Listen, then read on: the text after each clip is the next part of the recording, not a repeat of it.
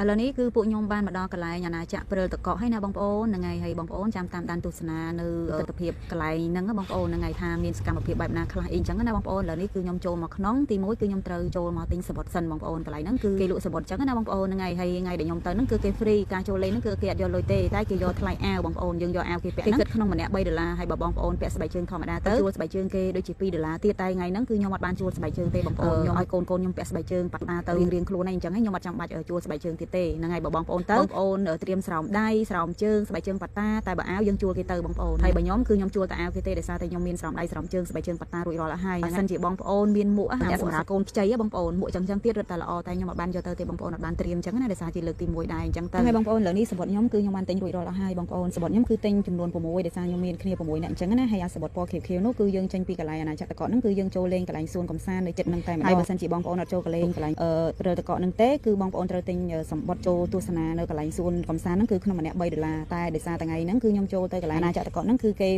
discount ណាបងប្អូនហ្នឹងឯងគេចុះតម្លៃនៅសល់តែក្នុងម្នាក់$1ទេបងប្អូនអញ្ចឹងខ្ញុំចាយលុយក្នុងកន្លែងអាណាចក្រតកហ្នឹងអស់$18ហើយកន្លែងសួនហ្នឹង$6ទៀតអញ្ចឹងអស់$24បានលេងពីកន្លែងបងប្អូនហើយបើសិនជាថ្ងៃសៅរ៍ថ្ងៃអាទិត្យគឺតម្លៃលឿនហ្នឹងអញ្ចឹងណាបងប្អូនហ្នឹងហើយបងប្អូនឥឡូវនេះគឺសម្បត្តិយើងទិញរួចរាល់អស់ហើយឥឡូវនេះគឺចាប់ផ្ដើមរើសអាវឲ្យកូនពាក់បងប្អូនចាប់ផ្ដើមពាក់អាវបងប្អូនឥឡូវនេះប៉ាកំពុងតែពាក់អាវឲ្យកូនហើយបើកអាវក្មេងៗគឺសោកតាំងពីជើងទៅដល់ក្បាលតែម្ដងបងប្អូនថ្ងៃសោកពីលើដល់ក្រោមតែបើកអាវមនុស្សធំគឺអត់សោកទេបងប្អូនគឺពាក់បិទលេវតែអត់វែងប៉ុន្មានទេត្រឹមជង្គង់ទេបងប្អូនតែចង់និយាយថា